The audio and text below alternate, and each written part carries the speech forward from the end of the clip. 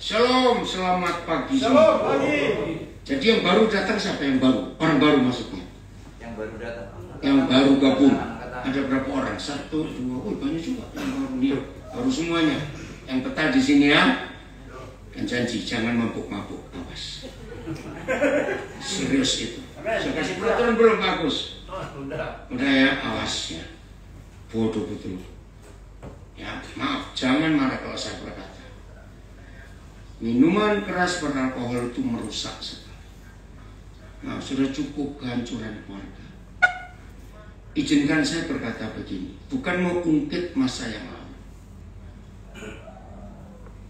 Kalau ada di antara saudara yang waktu masih kecil, saudara besar di satu keluarga, yang ayahmu itu pemabuk. Satu, mama menderita enggak? Tolong jawab, mama menderita tidak? Sangat. Gak cuma menderita sih. Kalau mama menderita, papa tidak jadi papa yang baik. Anak-anak bagaimana? Nah, yang kecil pernah mengalami itu, jangan saudara buat untuk istri dan anakmu yang sekarang. Setuju saya katakan kalimat ini? Jangan. Lawan itu. Ya, di Papua dengan Minahasa hampir nggak ada bedanya soal kemabukan ini. Tolong dijaga. Kedua, soal judi. Udah, jangan pingin cepat dapat duit dengan judi. Jangan sekali-kali. Itu merusak. Sama pertanyaan saya. Kalau ada di antara kita, waktu masih kecil dulu, bapak di rumah itu penjudi. Pertanyaan saya lagi sekali, menderita nggak mama dan anak-anak? Nah, itu jangan kalian lakukan. Yang ketiga, narkoba. Hati-hati. Tolak semua ajakan teman. Secapek-capeknya saudara bekerja, kami tahu kerja di Somil, penggergajian kayu ini nggak mudah, nggak ringan. Jaga diri baik-baik. Yang keempat, masalah percabulan, ya, dan sejenisnya. Jaga diri kalian. Yang sudah menikah, buat istri yang jauh di rumah merasa aman, karena saudara sebagai suami aman hidupnya, takut akan Tuhan. Buat anak-anak kalian bangga dengan kalian. Bapak-bapakku itu hebat. Maka kalau kita bisa hidup seperti itu, hidup ini luar biasa.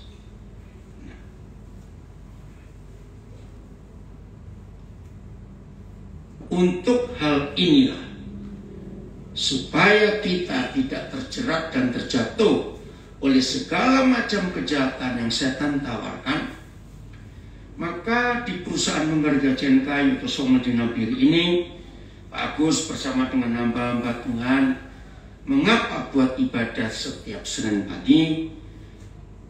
Itu kan demi Somil ini, tapi demi hidup saudara dan keluarga yang saudara tinggalkan. Ingat itu. Nah, sesama saudara, rekan sekerja, ayo saling, saya katakan saling mengingatkan satu dengan yang lain. Kalau kita saling mengingatkan, terjaga nggak hidup ini dari semua kejahatan iblis? Pasti terjaga. Maka itu ketika Tuhan tanya kepada Kain setelah dia membunuh adiknya, masih ingat apa pertanyaan Tuhan? Di mana adikmu? Lalu Kain jawab, loh, masa aku menjaga adikku? Nah, kalimat itu penting.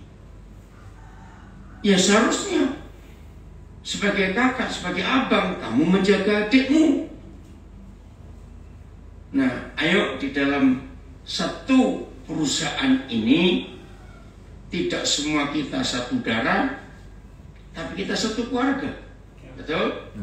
Nah, anggap Pak Agus ini orang tua buat kalian, dan hamba-hamba Tuhan ini gembala penjaganya. Nah, usahakan pertanyaan Tuhan kepada Kain itu yang kita pakai, saling menjaga. Setuju nggak saya katakan? Saling menjaga, saling mengingatkan. Ingat ya, tidak ada dosa, tidak ada kesalahan yang datang tiba-tiba. Coba renungkan, tidak ada orang berbuat salah itu tiba-tiba, tidak ada. Tidak ada orang jatuh dalam dosa itu tiba-tiba, tidak ada. Semua pasti ada pendahuluan. Betul atau salah? Betul. Semua pasti ada pendahuluan. Nah, berbahagialah setiap kita ketika si setan datang dengan pendahuluannya. Ya, ayo kita langsung bertindak sebelum makin dalam untuk jatuh. Nah, pendahuluan kesalahan atau dosa itu bisa dari berapa penyebab. Tapi penyebab yang nomor 1 dan nomor 2 ini hampir bersamaan. 1 karena teman. Betul atau salah? Karena teman. Sebaik-baiknya teman, tetap ada yang jahat nggak? Ada. Itu menghancurkan. Nah, itu harus hati-hati. Kedua, orang berkata karena lingkungan. Betul. Nah, kalau kita bicara lingkungan, bukan kami lingkungan di perusahaan saudara bekerja ini, lingkungan orang rohani, karena Pak Agus dia seorang anak Tuhan yang luar biasa. Nah, jadi lingkungan berarti pasti bukan dari dalam. Kalau sampai ada yang kena pengaruh lingkungan dari dalam, berarti siapa itu yang mempengaruhi? Balik yang pertama tadi, teman. Nah, jangan bodoh, jaga baik-baik. Selalu masuk di benak kita bahwa tidak ada kejatuhan, kesalahan, dosa yang tiba-tiba. Selalu ada pendahuluan. Coba semuanya ngomong, ya, tirukan. Tidak ada dosa, kesalahan yang tiba-tiba. 1, 2, 3. Tidak ada dosa atau kesalahan yang tiba-tiba. Selalu ada pendahuluan. Selalu ada pendahuluan. Ingat itu. Mari kita buka Kejadian pasal 6. Kenapa? Ada. Oh, maaf, ini dia. Nah, Kejadian pasal 4. Oh, pasal 4. Coba baca, mulai kita baca sama. Ayo. Siapa yang nggak punya Alkitab di HP harus pakai sekarang, daripada habis saudara diisi yang enggak. Tolong ya, setelah ibadah ini saudara harus buka download aplikasi Alkitab di HP masing-masing. Itu penting sekali. Kejadian pasal yang keempat. Kenapa Pak Sabto? Enggak ya? Alkitabnya keluar. Iya. Mulai ayat yang keempat. Coba dibaca. Kejadian 4 ayat 4.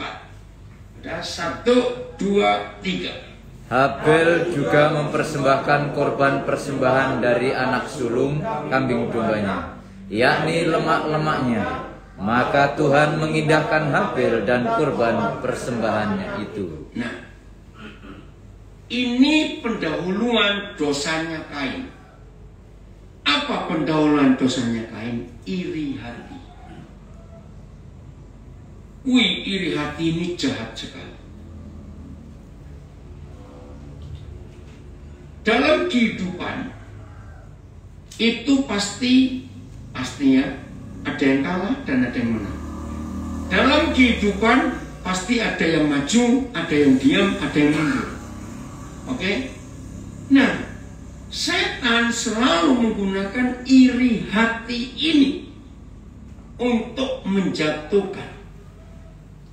Jadi hal yang ketiga, kejatuhan itu kalau bukan karena teman, bukan karena lingkungan, maka yang ketiga karena iri hati.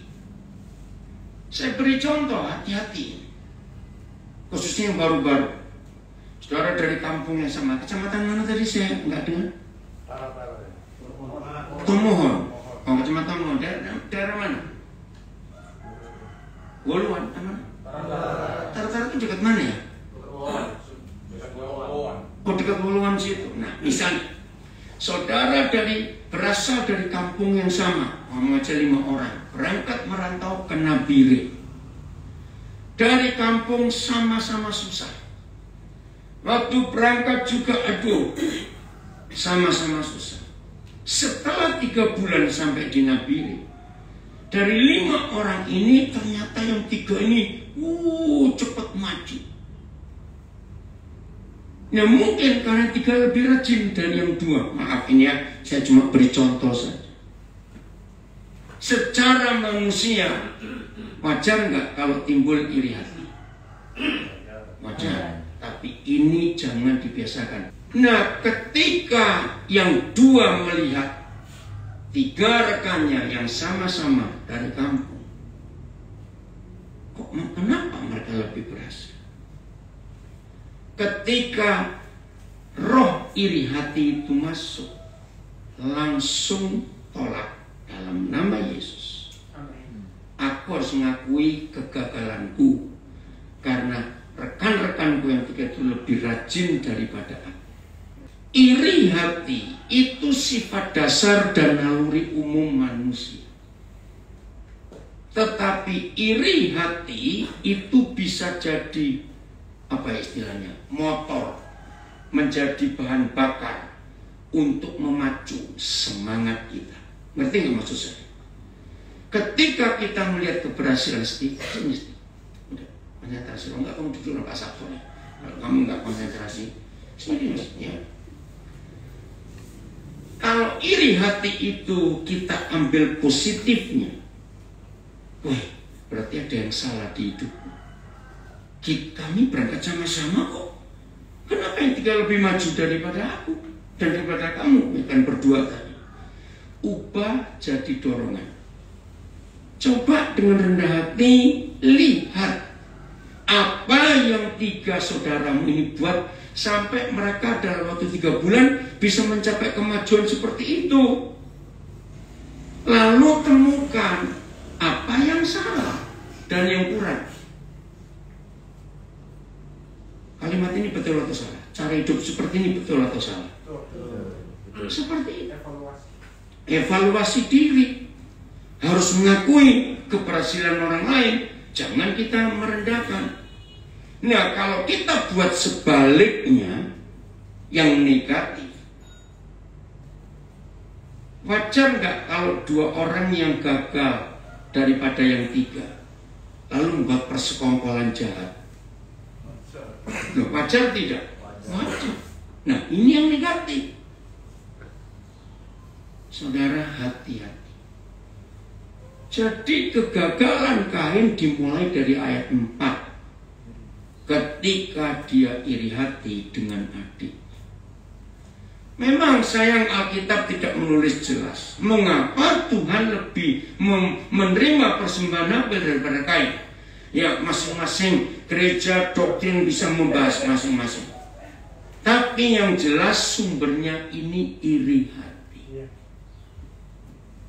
Jadi sekali lagi, iri hati itu bisa kita buat jadi motivasi, jadi hal positif untuk mendorong kita semangat. Betul tidak? Tapi ingat, iri hati bisa menjadi hal yang negatif, merusak dan menghancurkan. Itu harus hati-hati. Tolong perhatikan.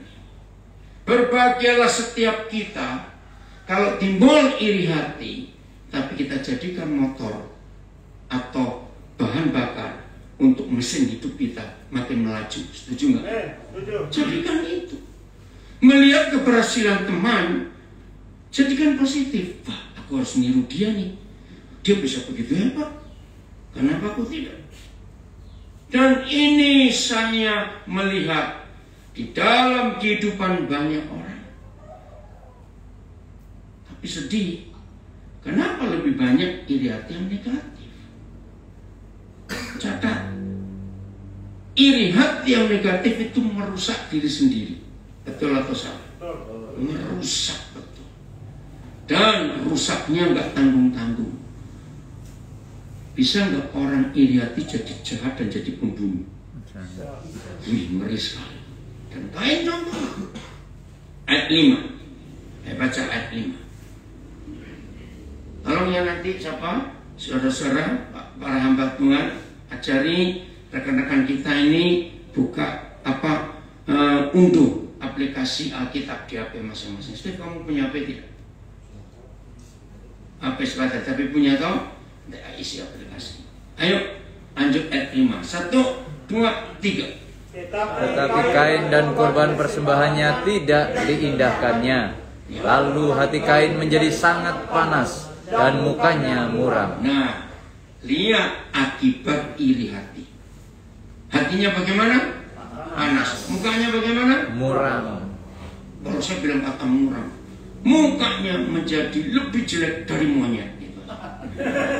Betul tidak? Hati yang jahat itu wajahnya kelihatan. Betul? Ya, ini yang harus kita jaga.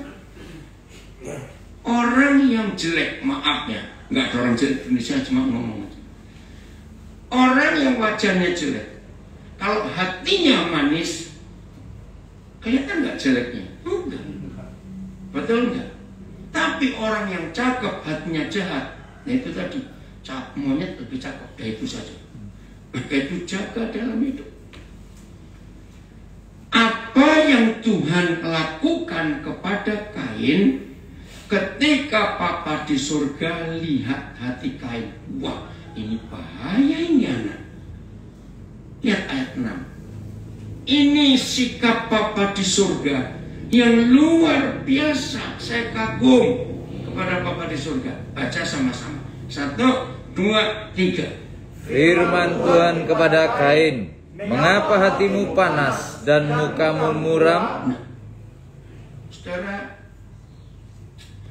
Roh Kudus sadarkan setiap kami betapa kasih Bapa di surga itu luar biasa.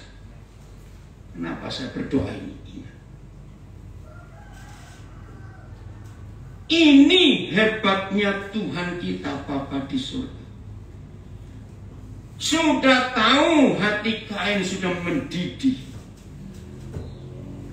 Catat. Tuhan berfirman. Kalau dalam bahasa sehari-hari, bicara.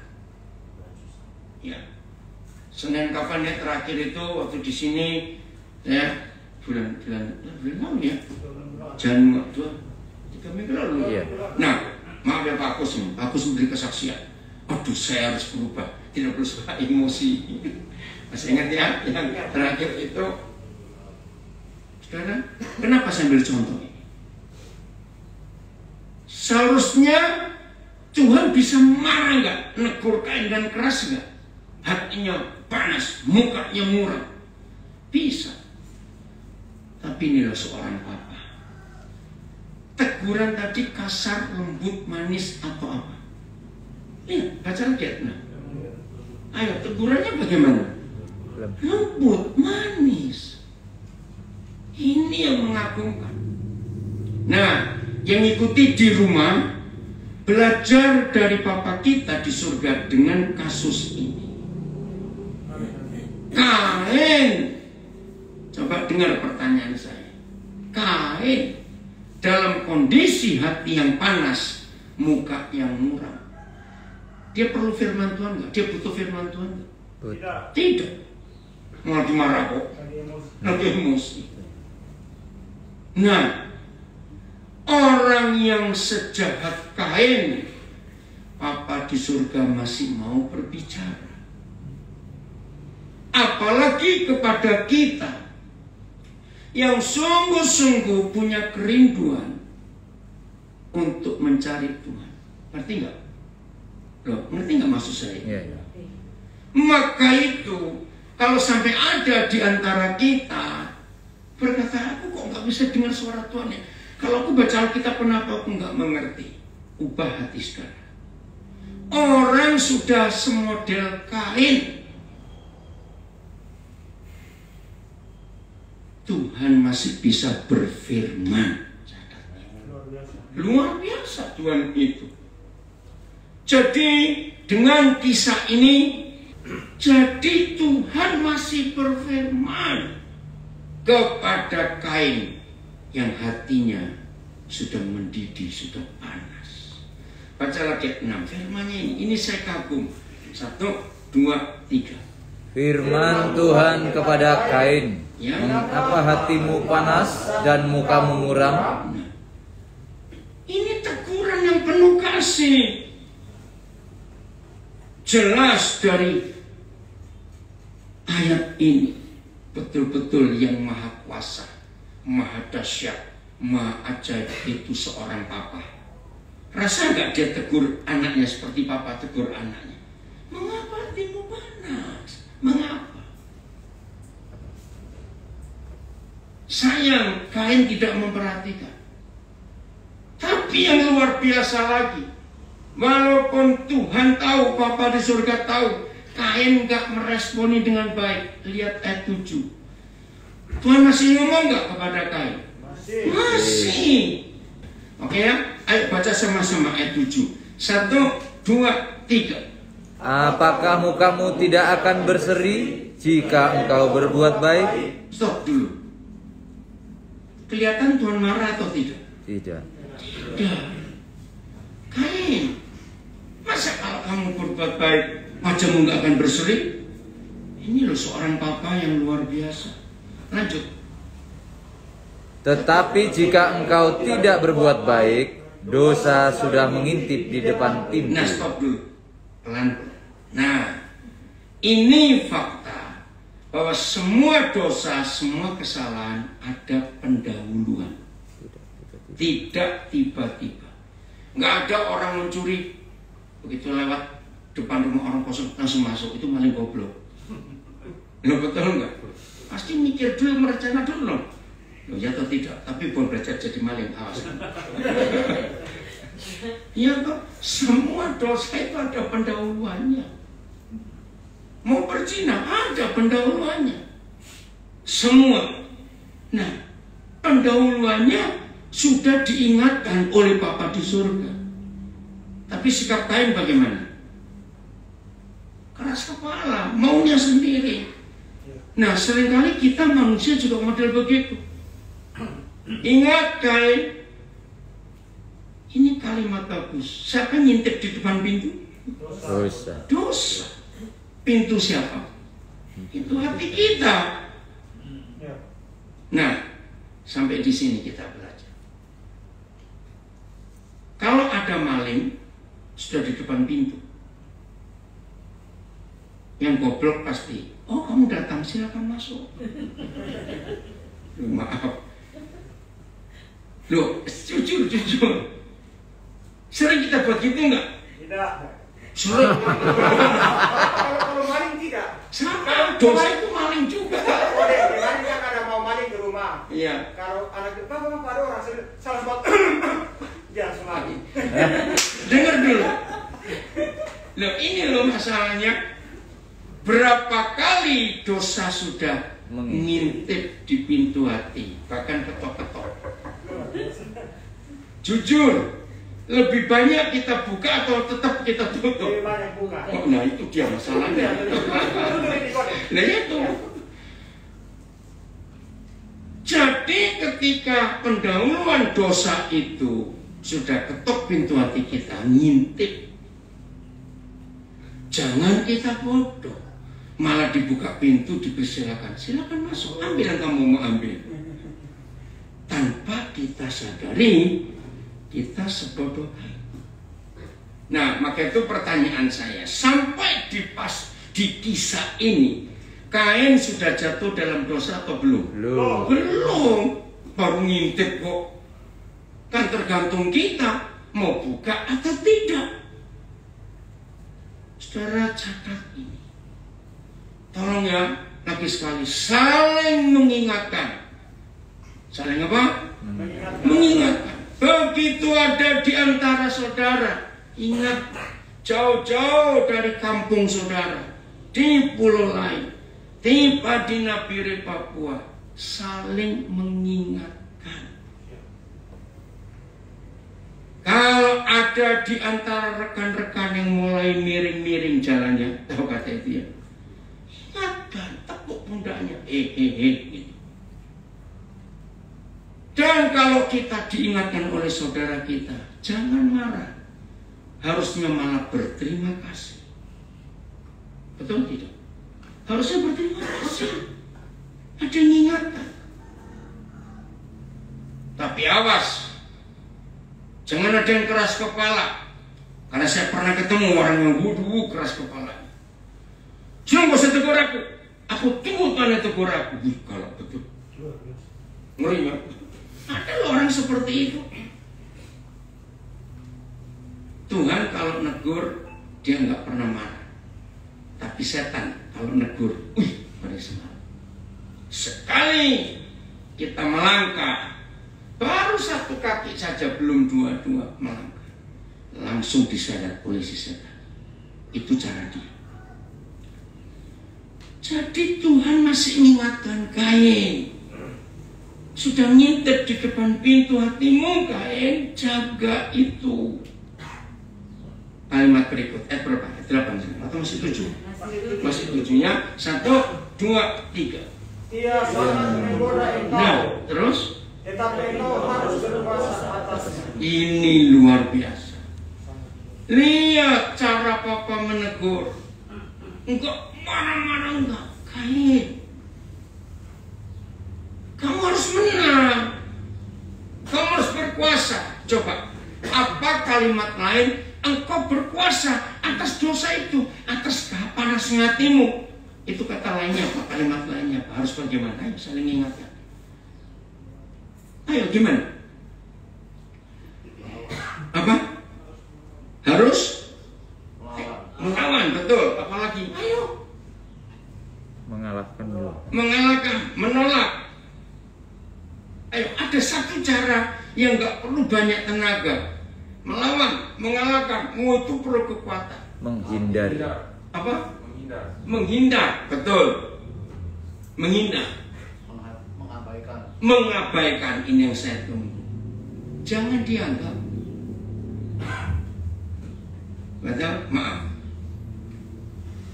Siapa pernah digonggongin anjing? Selalu. Ya dengar ya. Lihat. Walaupun mereka gonggong ribut, kalau kita abaikan, lu serius, kalau kita cuekin aja, anjingnya bagaimana? Capek dia. Lo betul nggak capek gonggong? Karena dia terus diam. Karena kita nggak menanggapi gonggongannya. Seperti itu ketika dosa sudah ngintip di depan pintu. Kalau kita nggak mau melawan, kita nggak mau abaikan, ya, menghindar, nanti kan pergi sendiri. Kalau kita nggak ngeladenin dia.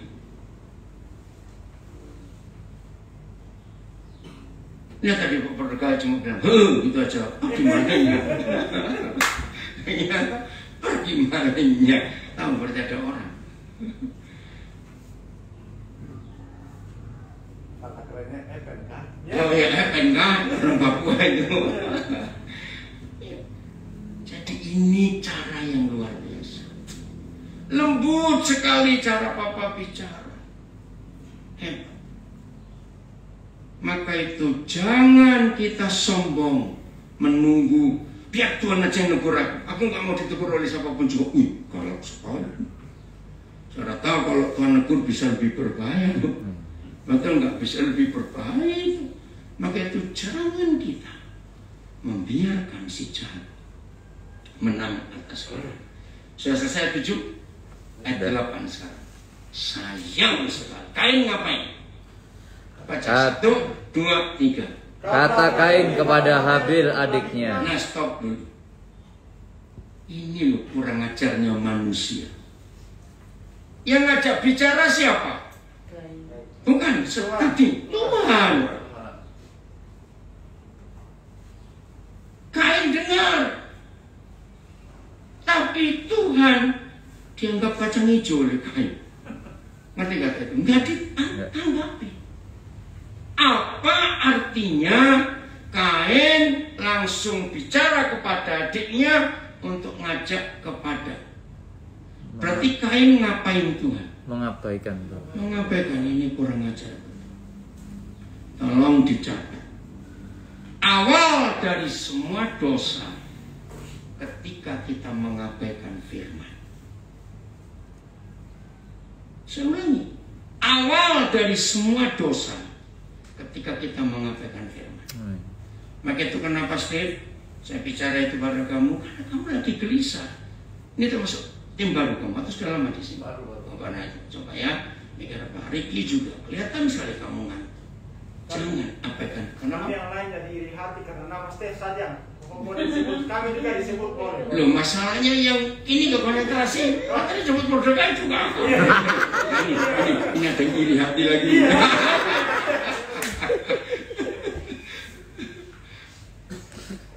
Ya karena dia yang susah konsentrasi, yang lain masih lumayan gitu. Ingat ya, jahat sekali Kain ini, Tuhan gak dianggap, Tuhan dicueki. Maka itu tolong dicatat, dosa itu bukan berzina, bukan membunuh, bukan mencuri, itu buahnya. Akarnya adalah mengabaikan firman Tuhan. Maka itu jangan malas untuk ibadah. Nggak lama kok kalau kita Senin di sini. Ini luar biasa. Dengar firman.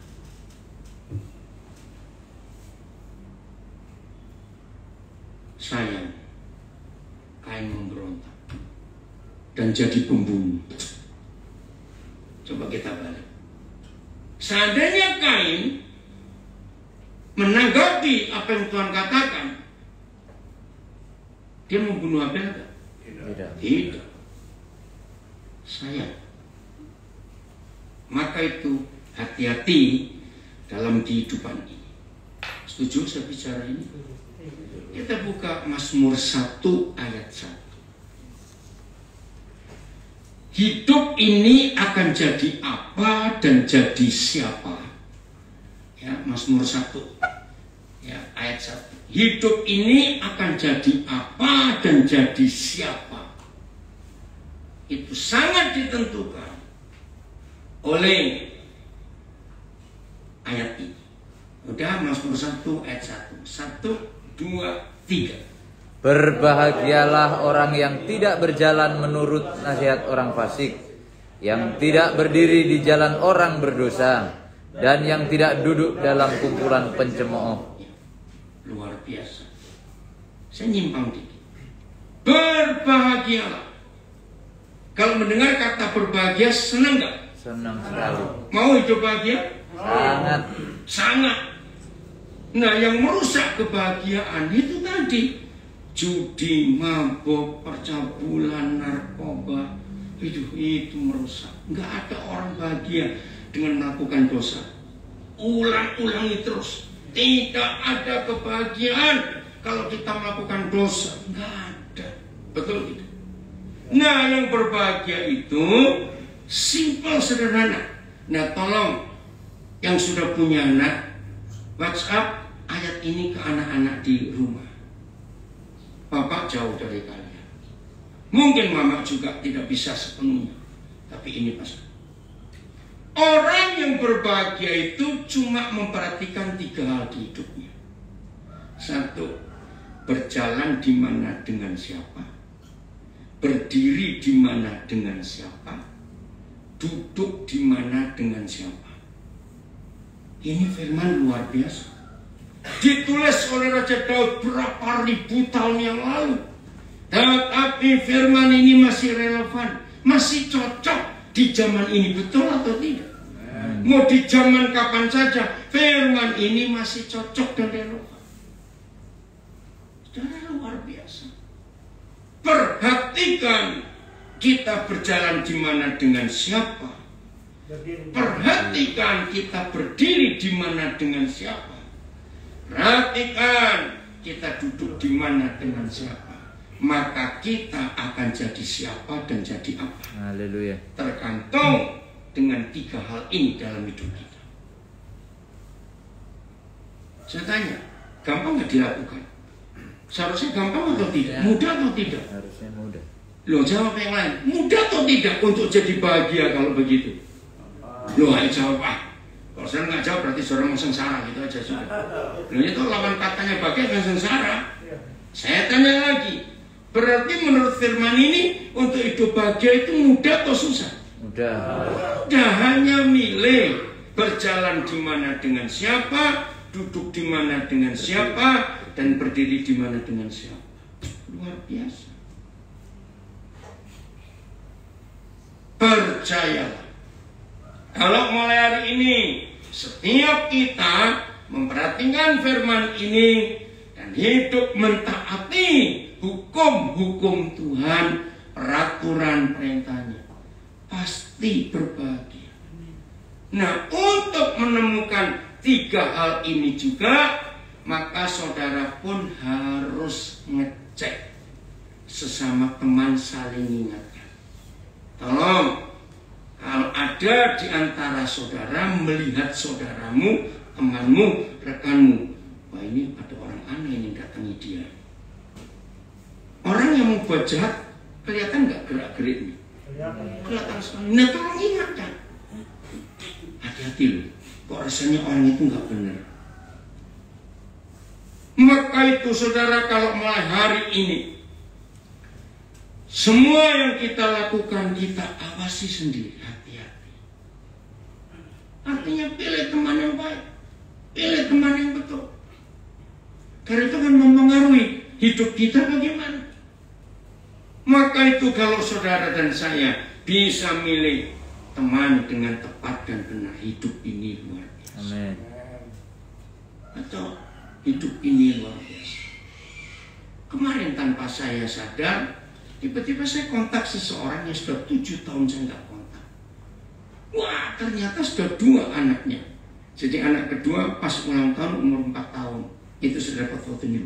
Jadi anakmu sudah 2 ya. Sekarang kalian tinggal di mana? Karena setahu saya begitu mereka menikah 7 tahun yang lalu, mereka itu kontrak. Terus tunjukkan fotonya. Loh, kamu sudah punya rumah, sudah nyicil. Hah? Cepat sekali. Ya walaupun bukan rumah mewah. Nah ternyata suami istri itu kerja, tapi rajin mereka kumpulkan uang. Hidupnya sungguh-sungguh sederhana. Wah, saya bilang, boleh nggak saya jadikan contoh teladan hidupmu untuk banyak orang. Dan bukan bos, cuma karyawan di satu perusahaan. Nah, karena suami istri ambil shiftnya berbeda supaya jaga anak. Saya sampai kagum. Berapa tahun kamu kerja berdua sehingga bisa punya rumah DP-nya? Hanya 3 tahun lebih. Kami kumpulkan. Ya puji Tuhan, waktu itu anak-anak masih kecil sehingga kebutuhannya nggak banyak. Hebat. Sekarang tinggal nyicil 15 tahun dan mereka bahagia. Nah itu loh contoh. Nggak hambur-hamburkan uang, nggak iri hati kepada tetangga, nggak iri hati kepada yang lain, tapi semua dikerjakan dengan baik. Bisa nabung, miliki cita-cita. Ya, jangan mempercayai apa istilahnya? Kan ada istilah para pegawai atau tukang yang buat rumah itu sebenarnya nggak punya rumah. Ada nggak istilah itu ya? Saya lupa kata kalimat tepatnya kayak apa sih? Nah, jangan patahkan apa itu moto itu, patahkan pendapat itu, tidak. Nah, dari hari ini khususnya baru-baru, saudara harus punya target. 3 tahun aku kerja di Nabire, aku harus punya rumah di kampung. Harus punya target. Bukan terus maksa Pak Agus naik gaji terus, enggak. Asal kau rajin, asal kau hemat.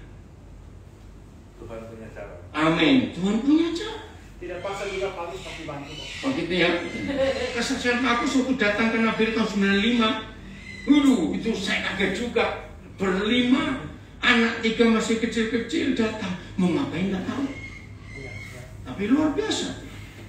Nah, jadi mulai hari ini cintai firman Tuhan. Amin. Hidupmu akan teratur dengan baik. Tuhan Yesus memberkati kita semuanya. Gampang firman Tuhan ini dilakukan dalam hidup? Mudah sekali. Oke.